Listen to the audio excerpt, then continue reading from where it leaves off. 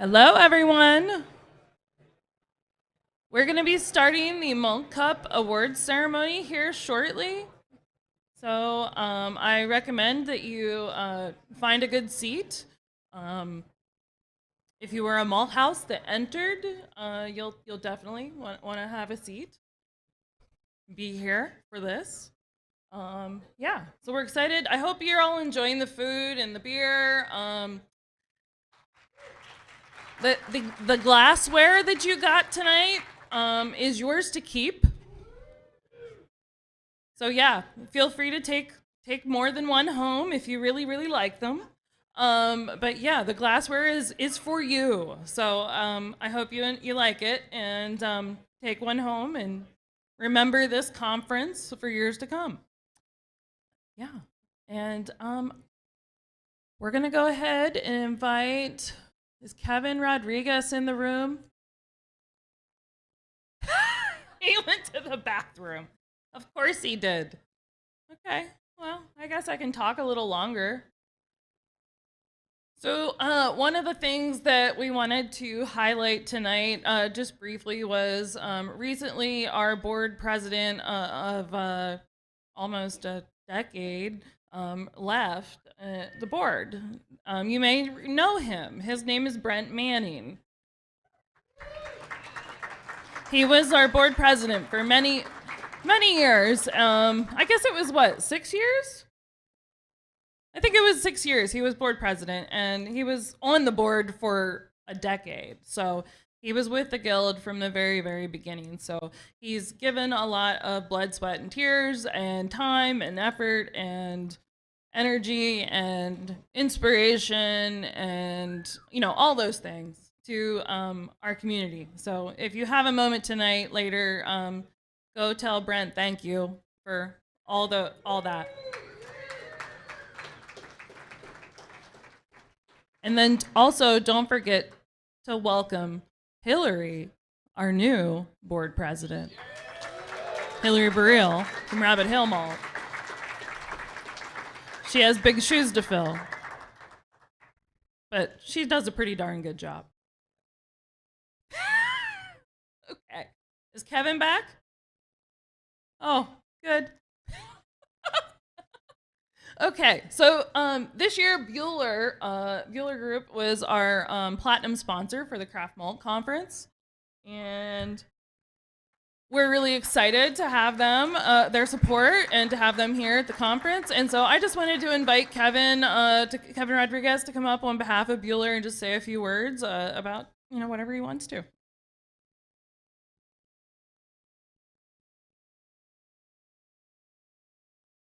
Well, hello, thank you. My name is Kevin. Work with Bueller. As you may have seen us outside, we're an equipment supplier for the malting and brewing industry. So it's my first time here at the conference. Really excited to get to know a lot of people and get to learn more about the industry. I'm new to this business, new to the malting and brewing side of Bueller, and really excited to get to know more people and get to interact with possible customers, and look forward to next year's and further years to be in the industry. Thank you very much.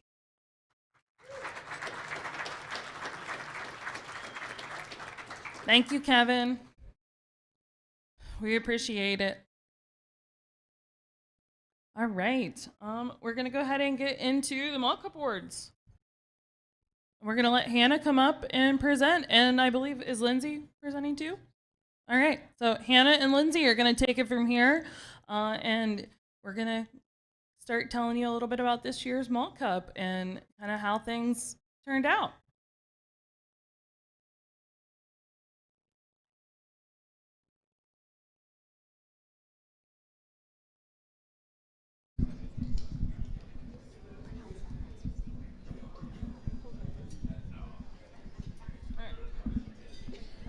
So, Got it, yeah. there's a mic there, and there's a mic there. Okay.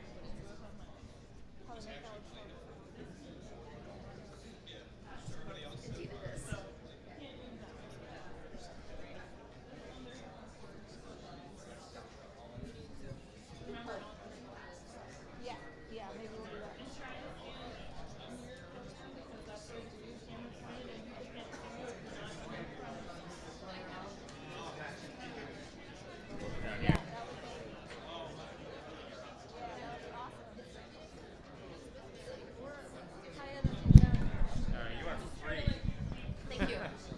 We're free.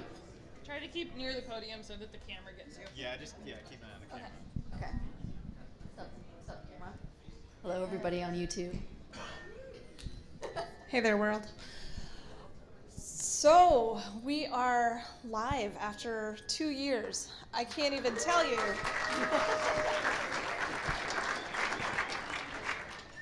Lindsay and I are so happy to see your faces because for the last 2 years we've seen a computer screen, and we are very excited for the energy that comes with this presentation. And this conference is amazing. Getting to see everyone in person, it's like going to the best college party ever. It's all your favorite people. There's good beer, there's good food, and it goes by really fast. But here we are. It's Malt Cup Awards time. There's a whole lot of work that's gone into this presentation, most importantly, including the malt that you guys made and sent in for this. We've got some really fantastic samples. The competition is growing each year, and we're really excited about it. So first up, we want to give some recognition to our defending champs. So if you all remember, last year, 2022, let's give a round of applause because these folks were also virtual.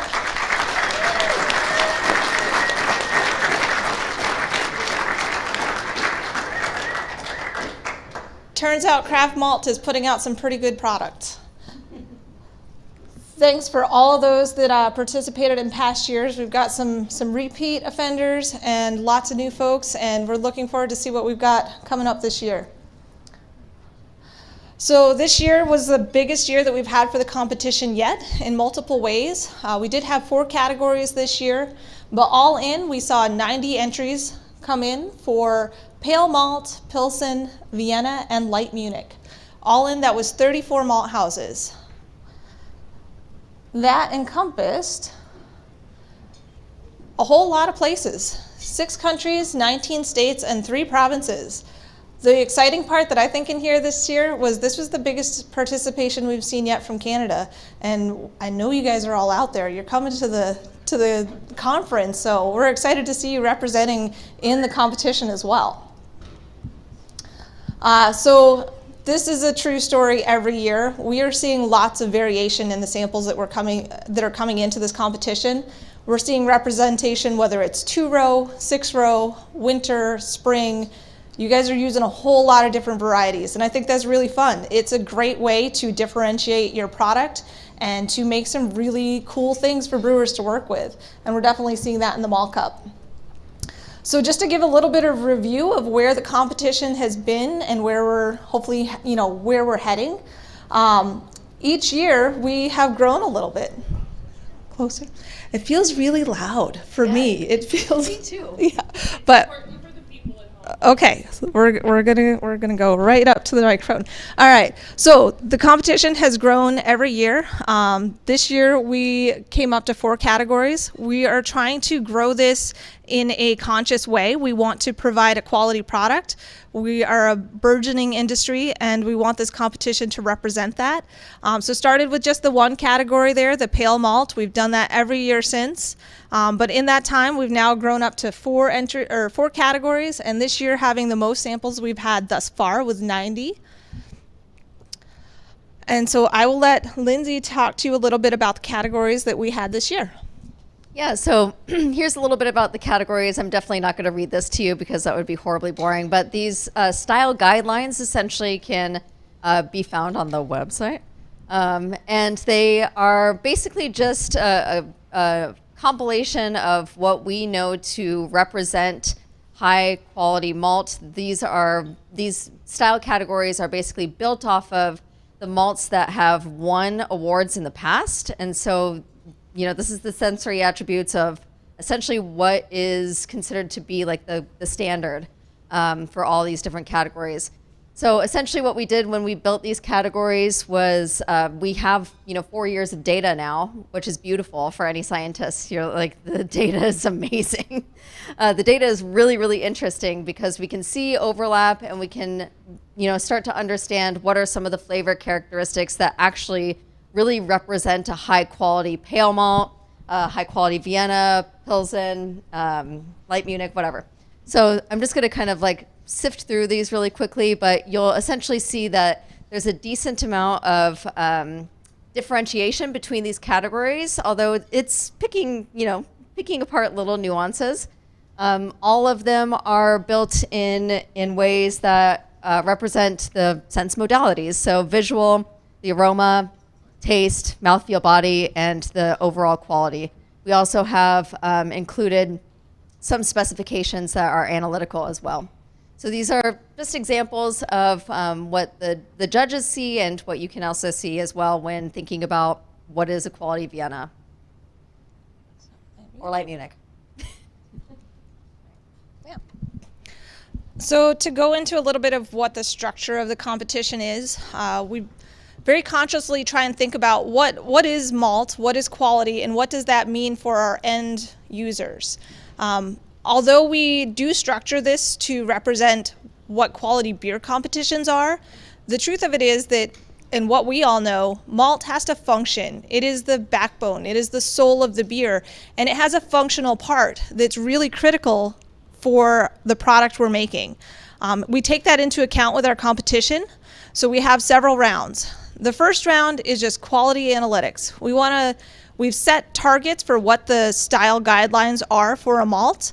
And so the first round is just quality analytics. How closely are these malts matching to the style that we've set before you?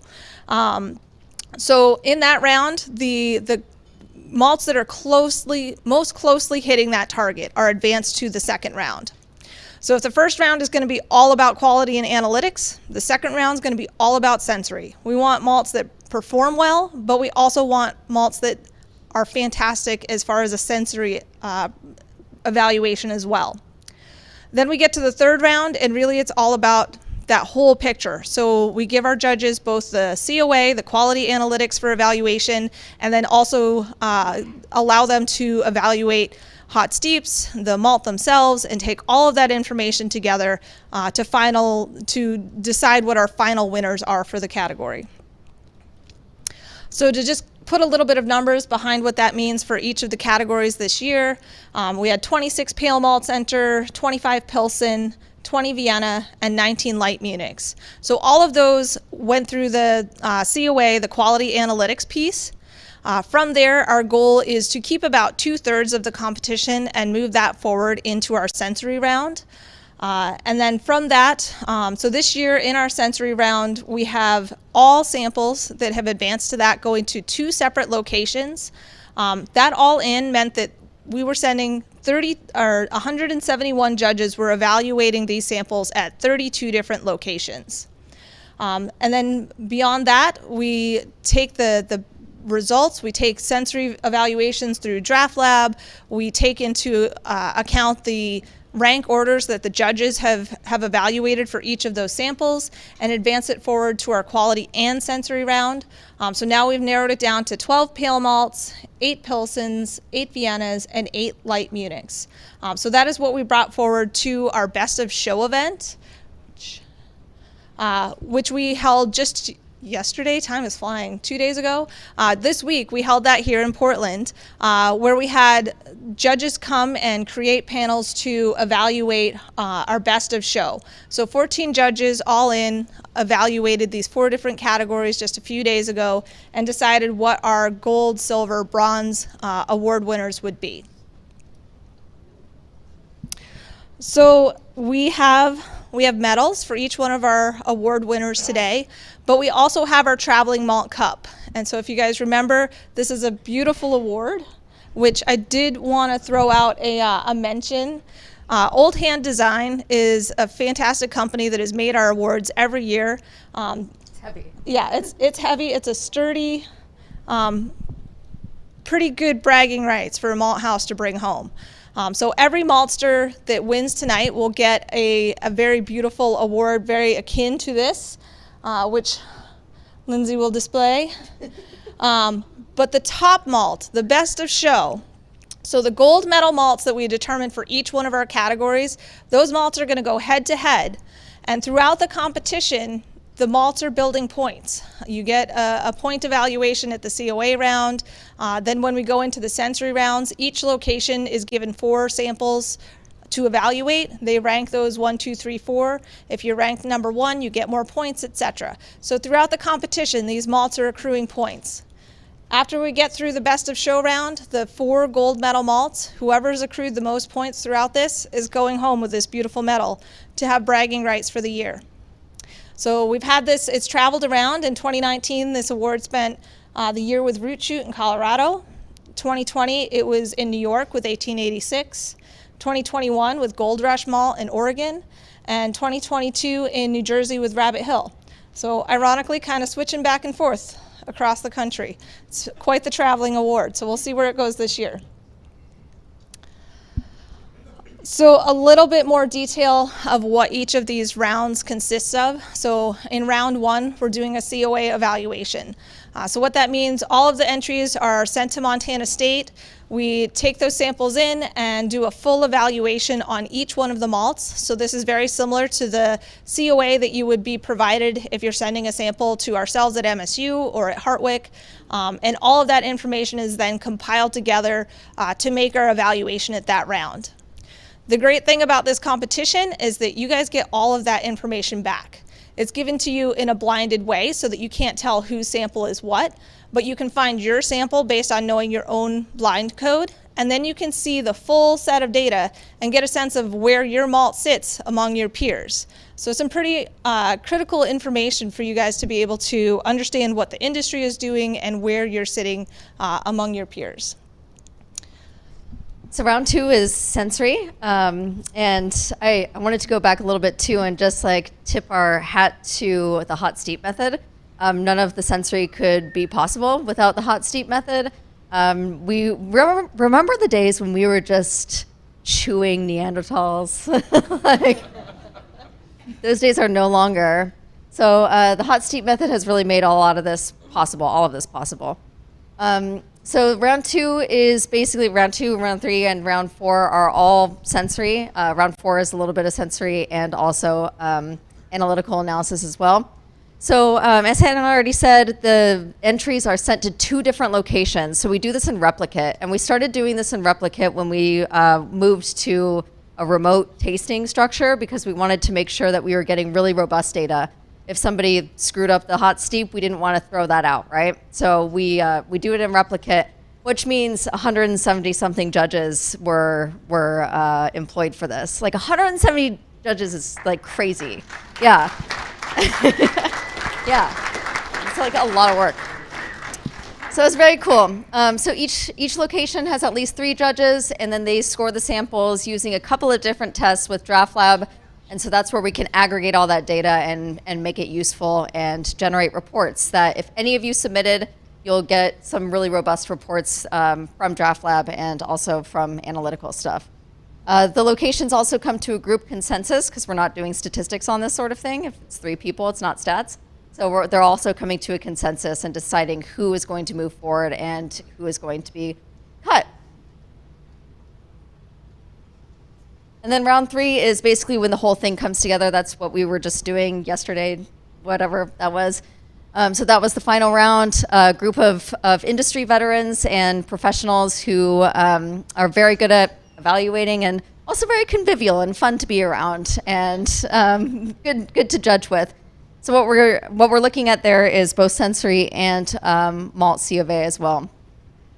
The panels are selected to include sensory and quality experts, like I already said, and then basically, again, the groups come to a consensus and decide together who is going to move forward. And it's really fun for me because I get to see all of the data moving in.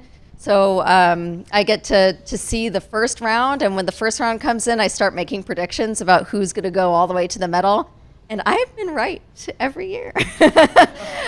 So generally, if you're submitting and you're very, very good at the very beginning, you do really well. So, but there's so many great malts. So even if you don't win an award, like you were probably a great malt as well. So putting a little bit of demographics around the judges that we're incorporating into this. So let's paint a picture. We, as a community, have become very good at doing the hot steep method. That's something that's really important to our process, whether it's batch to batch or comparing methods or introducing brewers to what malt is or how they could use it in their own process. We are the experts. We're also the ones that are participating in the Malt Cup. It means that you guys are not eligible to judge the Malt Cup because you are entrants. What it leaves us with is we want the hot steep method. We want the message of our malt to be sent out to the community. And we want to do this in an inclusive way, but we also want the Malt Cup to be really robust and have really a strong evaluation on our sensory side. What this means is that pretty much every event that I go to, if I come across someone that's already doing the hot steep method and they're a brewer or someone that's not a maltster, I'm getting their business card because I'm really excited to include them in this competition and grow the message that we're creating quality malt, and we're celebrating this through our competition. So that's how we get to, in 2023, having all in across all of the rounds that we've done, whether it's remote or here at the Best of Show, 200 total judges. And that breaks out to largely brewers, at least half of that. We had about, I think it was 99 judges this year were brewers. We also have good representation for distillers. We do have some maltsters. It's good to have some peer review, so folks that are not yet, but we hope to be incorporating into the competition, have some peer review from maltsters. Cicerones, they're fantastically trained, and we're excited to include them in any way that we can. And then also a decent sector of university and research folks that are also participating in this. This year we had a pretty exciting event come for the Malt Cup. We reached out to BJCP and said, hey, we are not creating beer, but we are creating something that's really critical for beer, and we would like to incorporate that and offer some benefits for our judges who are fantastic and volunteering their time 100% to be able to do this. So BJCP saw the value in what we're doing, and now judges for the Malt Cup, if they are so interested, are going to receive educational points for participating in our competition. So we're pretty excited about this. We're hopeful that it will help to continue bringing in quality judges and spreading the word of what this competition is and what it means to be producing high quality craft malt. To give a little bit of sense of location for where our judges are, I'm in Montana. It's easy for me to get people close by to help out with this, but we have got judges all over the country. We've got people that are interested and excited to participate in this all across the country, and that's a good spread of our demographics as well. So it's time for the exciting part, time to start getting into some awards. So we're going to start off with Pilsen. We'll list right through bronze, silver to gold. So first up, Pilsen for bronze. Field 5 Farm.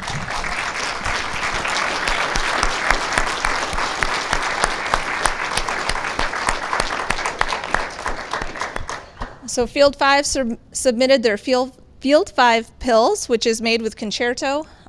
Field 5's up in British Columbia. I don't think that we have anyone with us today from Field 5, but we're super excited to send this award up to them. For those that are here, do we want them to come up, and can we award them? Yeah, definitely. Yeah, so when you guys are, if you're here, definitely come up and get your award. Let's celebrate with you. We want to get some pictures. And Field 5, we're going to send that award to you, and we want pictures back. So. All right. So Pilsen Silver, Hogarth Malt. The Hogarth Malt Pilsner. Hey, yeah. Nice. Is anybody here from there?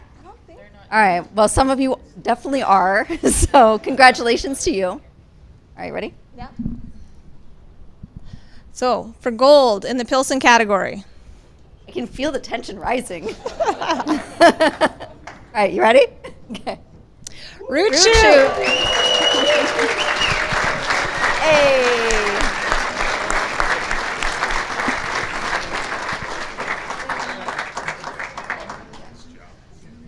Nice Add it to the work. collection. Nice. Oh, There it is. Nice. you guys get in here too. All right. Right? Hey.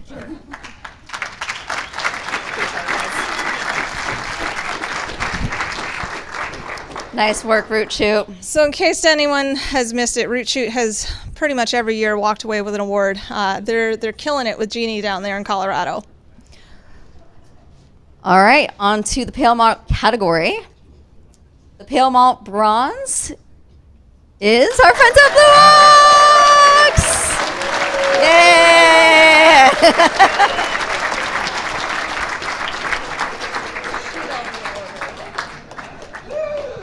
Hey! May I put this over your head? Nice. Over your hat. Nice work.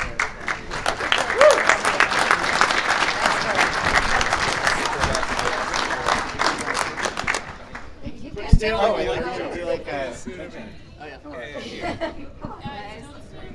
Here, don't stand in front of the screen. Okay, we're gonna figure this out. We're pretty new to this. Mike, you look so blue. Nice work. Nice work, Blue Ox. All right, let's keep it going. All right. Pale malt silver. Pale malt silver. Root shoot.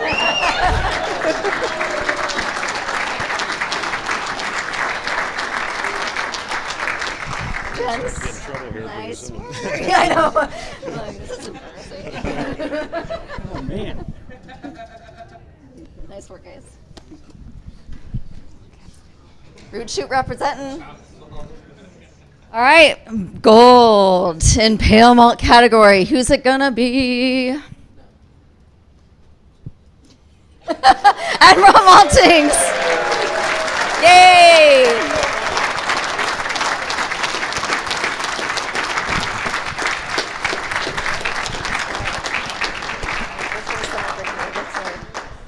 Guys, who wants it? Who wants it? Who wants it? Hey, you got this guy. Yeah. The guy wearing the shoes. There you go. Good job, guys.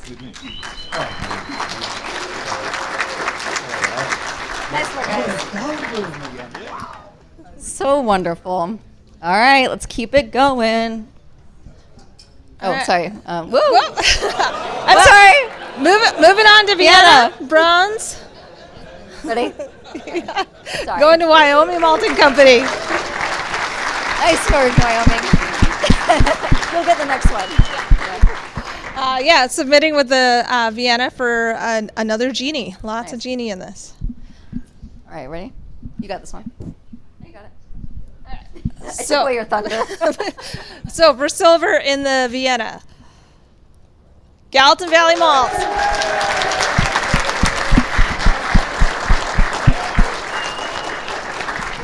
Nice. Congrats.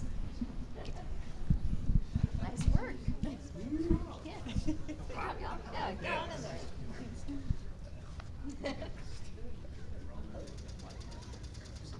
Nice. Oh.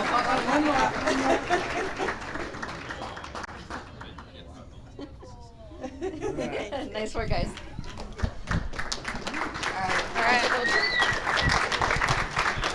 All right, Vienna Gold.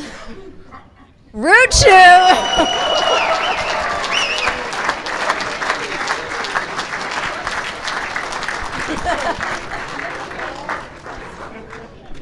Okay. Nice work. Let's do this.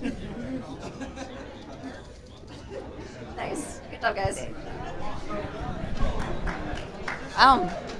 All right, root shoe. Ready?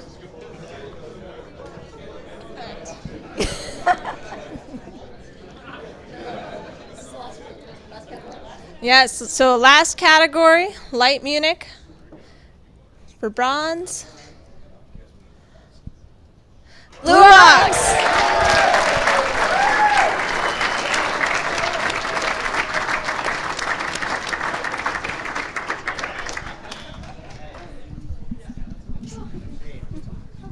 There you go.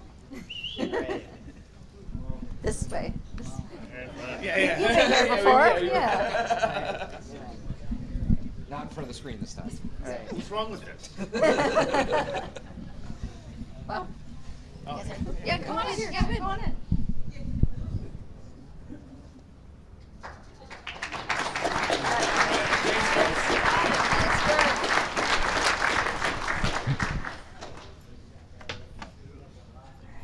Okay, Light Munich. We're almost done. I'm so sad. It's so fun. All right, Light Munich silver is Miller Malting Co. Nice work. Jeannie, Iowa. They're not here? Okay. We'll send it to you. I got it. All right. Last one. Last one. All right, Light Munich for gold. Root shoot.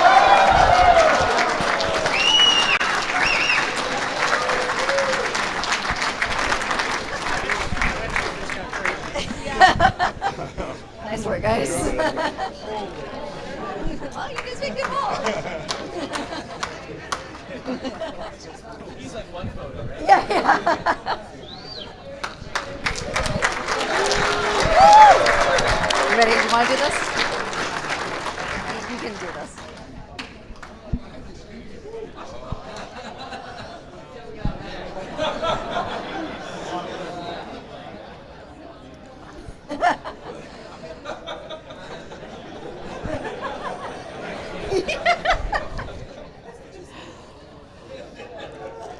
So it's a pretty incredible feat that in the 5th year of our competition, we have some malt houses that continue to win. And Root Shoot is definitely killing it up here. So eligible malts to bring home the award. Who's it gonna be? First, let's give recognition to all the amazing malts. Yes.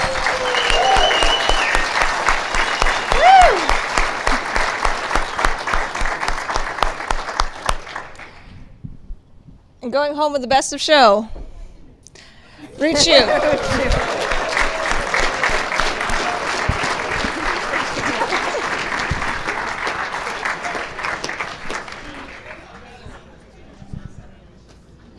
Wow.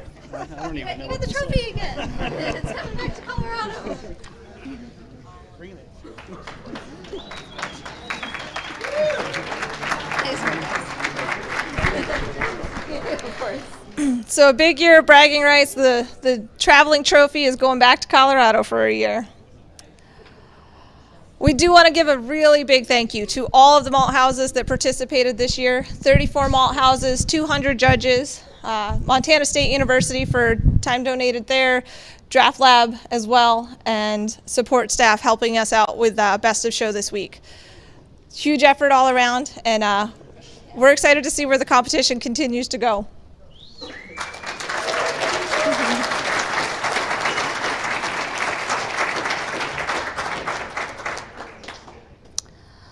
So, it's been a couple years of virtual, and we've had some amazing malts that have won the last few years and have not gotten the fun energy that we have in this crowd.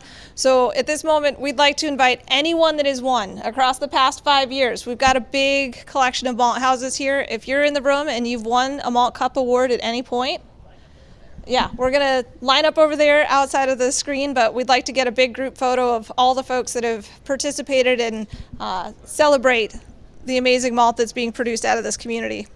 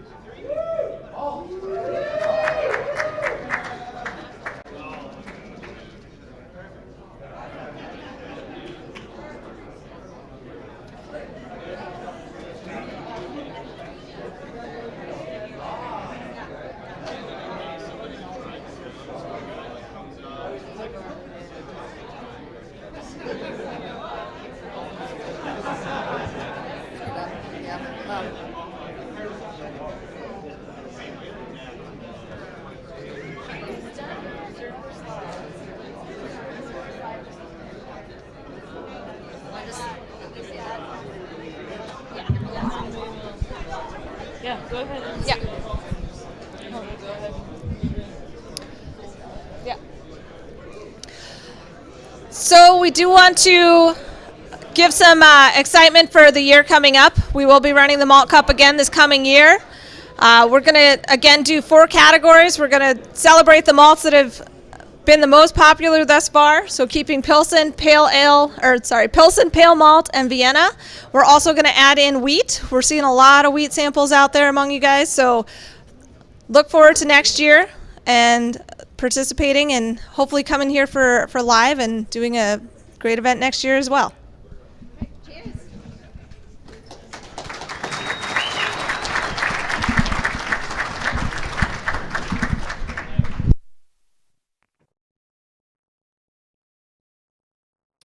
All right. The next up is our Souls of Malt Award. And we also have some entertainment. Do you want to hand that award out first?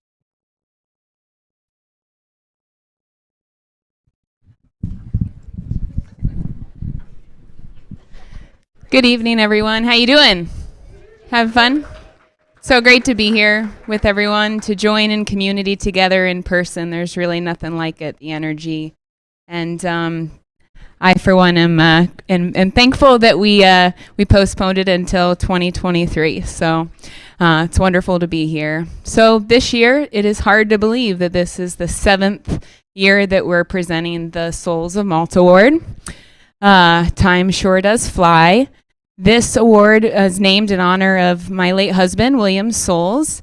And if you didn't get a chance to meet him, he was just an incredible human being. When I met him, he didn't know about craft malts, but I told him pretty early on about my little project I was working on, and he became a huge supporter.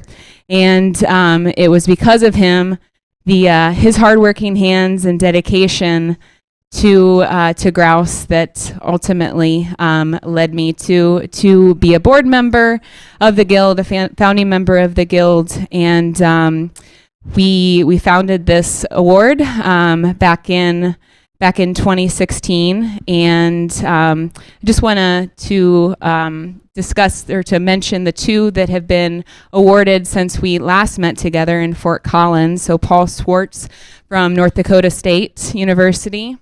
And last year we kind of deviated and recognized the folks at the Malt Academy, Yushu, and the team. So just want to give a round of applause to those folks.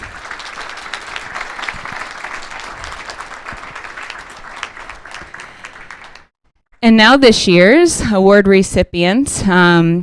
This individual is I have had the pleasure the last few days to meet this individual, and to better share their story, I wanted to invite Andrea Stanley to share a little bit about this year's award recipient. Hi everyone.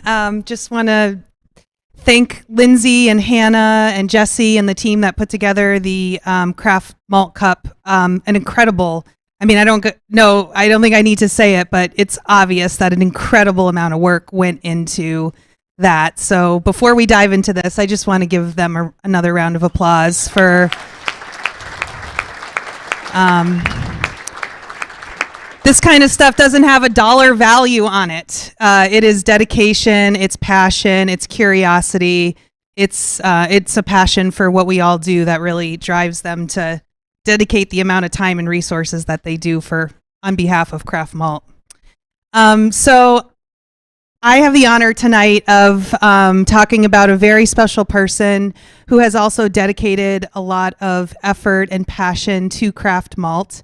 His name is Tor Oshner.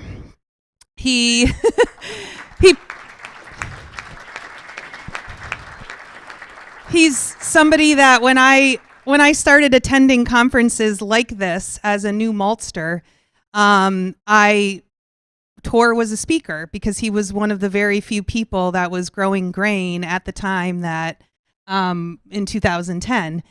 And I would go to these conferences, and Tor is just such a compelling speaker, and clearly was, in the business of making grains for malting and milling. And I just kind of was like, this is, I want to buy grain from this farmer. How do I do it?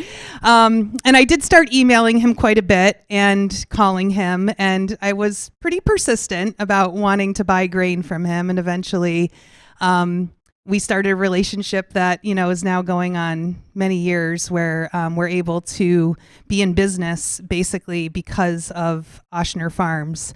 So I just want to tell you a little bit about Tor. So he grew up in the suburbs, Croton-on-Hudson, which is kind of the suburbs of New York City. But part of his childhood included going to visit an uncle's farm in Western Pennsylvania. And that impacted him in a way that made him want to be a farmer.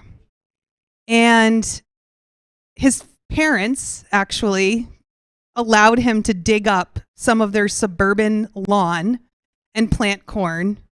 And that's kind of how Tor first got his taste of farming.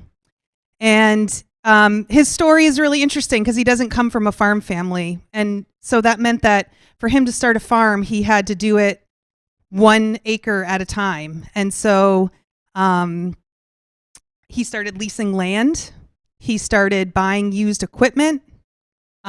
If you can imagine, he, probably cobbled together all of these rusty old implements, and he's a Deutz guy, so Deutz tractors are where Tor is at.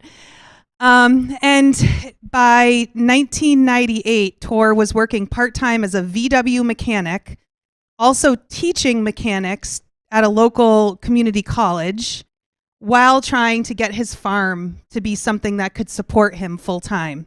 And by 1998, he had 400 acres.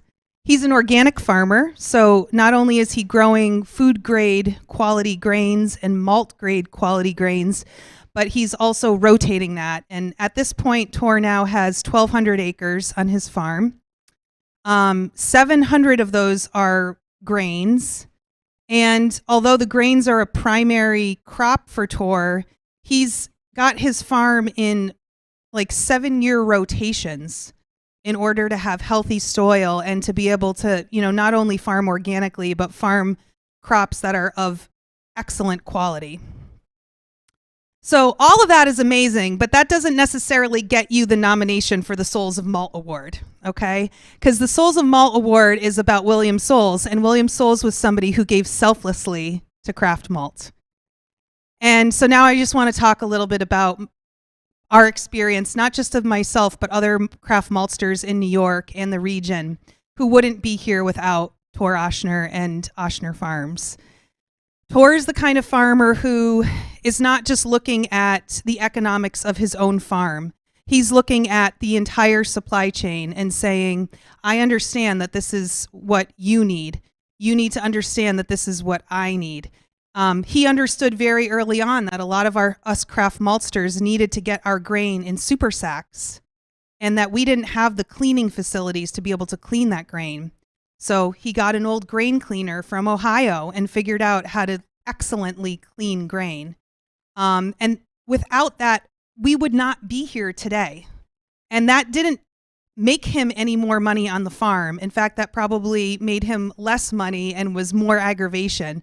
But he knew that that was a critical piece to making this puzzle come together, this beautiful puzzle that we now have.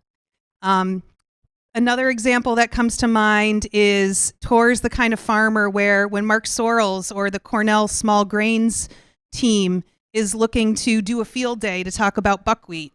Do you remember when we did the whole buckwheat field day and Tor is there letting people come to his farm constantly, growing something that might not have ever been grown before? Danko Rye. Has anybody here ever heard of Danko Rye? Thank Tor Oshner for Danko Rye. Elizabeth Dick. Yeah. Elizabeth Dick is somebody who, through her research, brought Danko Rye over to the United States, but Tor was the first farmer that was willing to plant 10 acres of it. And then we start hearing from our farmers, wait, I want that rye that had the flavor. And that was Danko. And now Danko Rye is something that is part of Craft Malt's story. And there's just so many examples of that I could go on and on, but obviously I don't, need to tell you that Craft Malt wouldn't be here if it weren't for the farmers like Tor that understand what it is that we need and understand that by supplying Craft Malt with local grains, we're able to create a local supply chain that kind of knocks against that sort of commodity supply chain that we talk about a lot. And what that does is it brings economic development to areas of the country that really can use economic development. And it also prevents land from going into development as well in things other than growing food.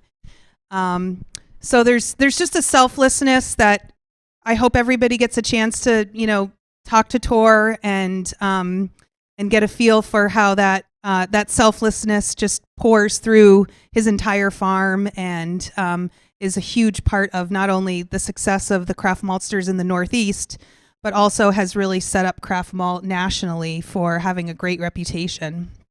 So Tor, thank you so much. And so given your impact on other farmers, millers, bakers, maltsters, brewers, distillers in this region and beyond, you are the Souls of Malt recipient for 2023. So.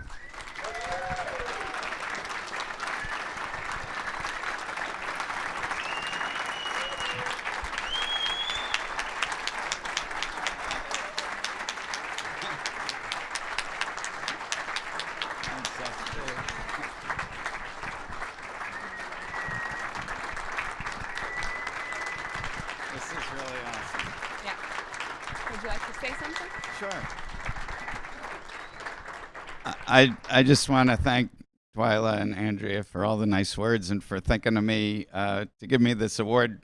It really means a lot to me. I can't tell you. And, all of us farmers who are out there working to do this kind of work, we all have these frustrating days. Maybe it's 95 degrees and you're trying to get stuff combined and the hydro goes and you're in, a whole bunch of awns all over your face and hydraulic oil all over you, and it doesn't seem like maybe this is worth it.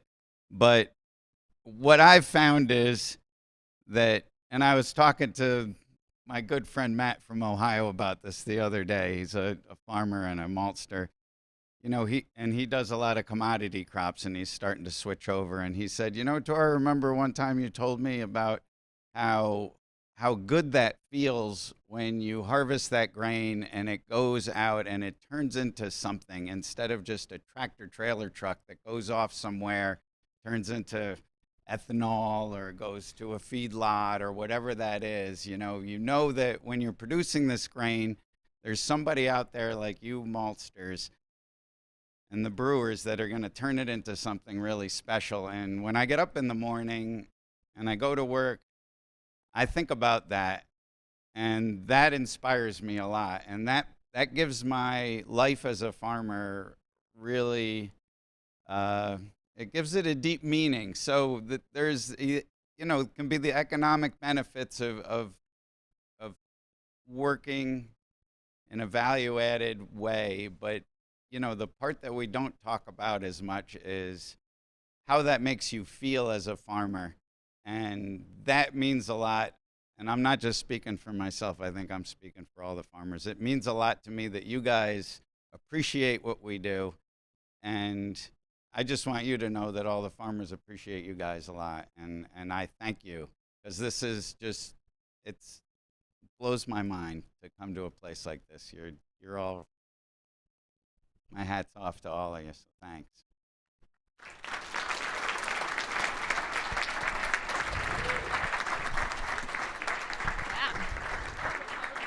Yeah, we'll get a picture, and then Tor, since you're here and you also play the accordion, would you be interested in joining us for a song? I think we have a few other musicians in the room that we're gonna play a little tune for you all, and it's a sing along. So, did we? Okay, the lyrics are on the table, and we'll also put them up here on the screen. So, in tune, out of tune, Doesn't matter. We would love to have this, everybody participates. So let's have some fun with it. Give us a second to get set up here. Get a beverage. And it is the tune of Wagon Wheel. So it'll sound familiar, hopefully. And it's called Malt Me Mama. Well, Okay, back going. We probably can't have the words on the screen if you're going to set up in front of the screen because the light will be in your face. we're going to set up right over here. Okay. She says you're sitting up over here. Is there a plug-in over there?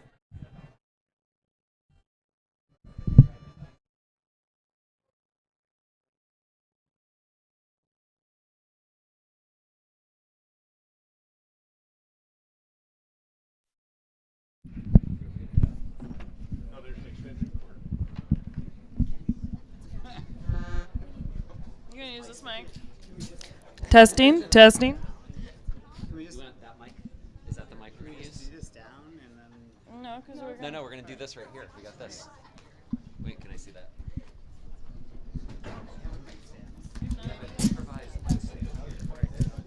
Is there? You make sure that. Oh wait, that's. Where's the switch on that?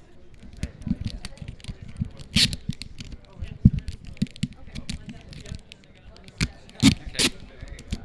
We need a.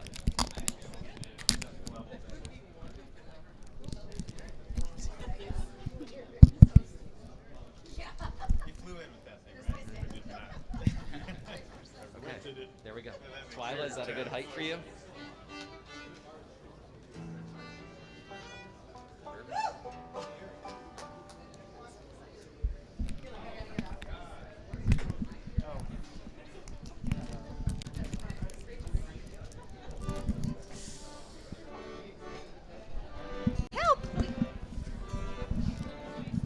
Where's the? You know what? We I'll have, just we have more tape.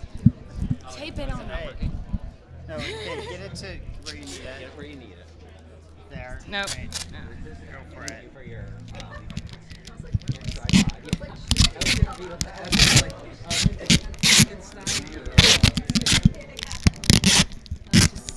Really.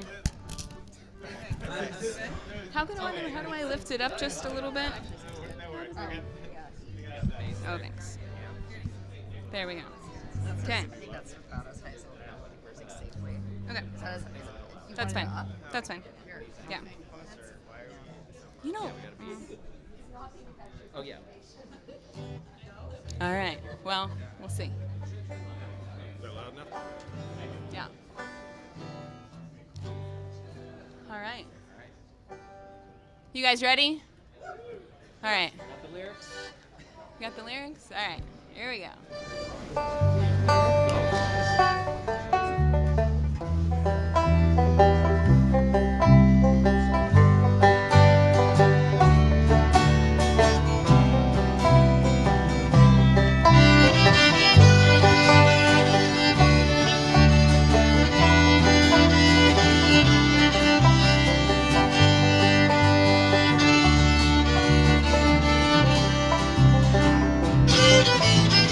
I was heading south to make some beer and wine. I was thumbing my way into North Carolina, staring up the road, pray to God I see a sign. I made it down the coast past a many farm field. I saw a couple monsters keeping it real, and I'm hoping to make a beer from farm to table. Here we go. So malt me, mama, like a sowing seed. Malt me, mama, it'll grow in me. Hey, hey, mama, malt me. Malt me, mama, like the wind and the rain. Malt me, mama, like a homegrown grain. Hey,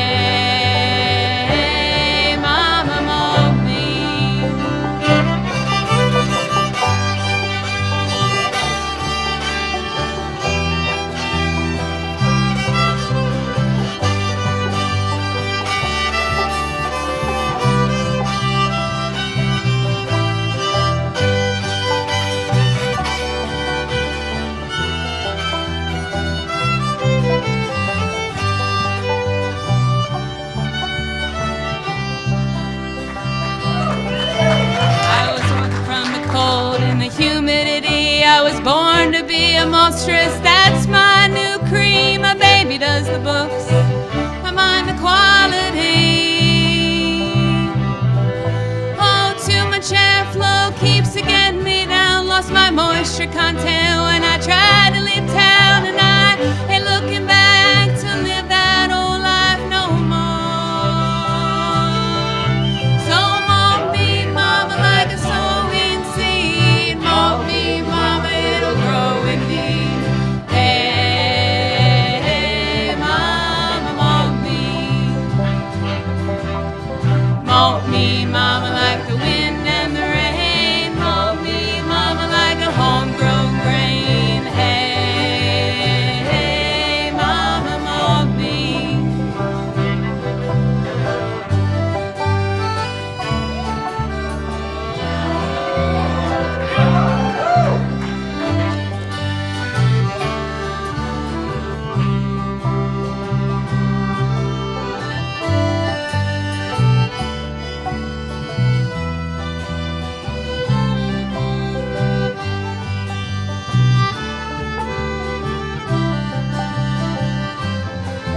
I was walking south after finishing a roast. I caught a trucker out of Philly, had a nice long toke.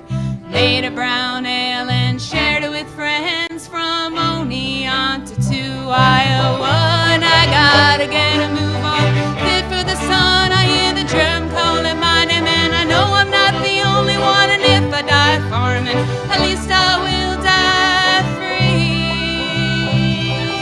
So mold me, mama, like a sowing seed. Mold me, mama, it'll grow in me. Hey, mama, mold me. Mold me, mama, like the wind and the rain. Mold me, mama, like a homegrown grain. Hey, mama, mold me.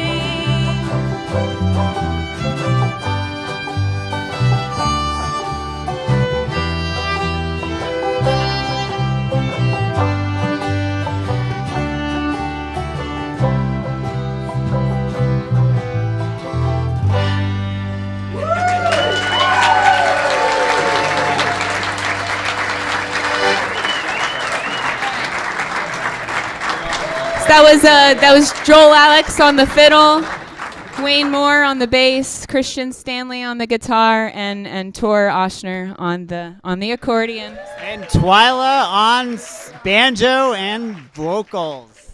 Thanks everybody for joining. That was fun. We are recruiting for next year, females especially. So hopefully in California. So maybe. Hopefully, fingers crossed. Maybe that's what I'm voting for. The Hallmark So. All-Stars. All right. All right.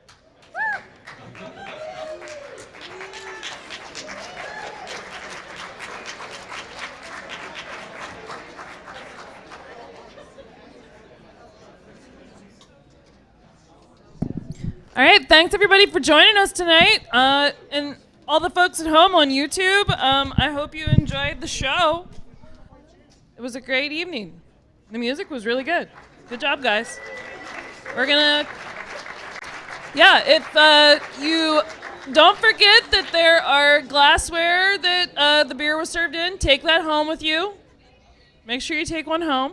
It's your conference souvenir, and be safe tonight out there, celebrating on St. Patty's Day, so just be careful.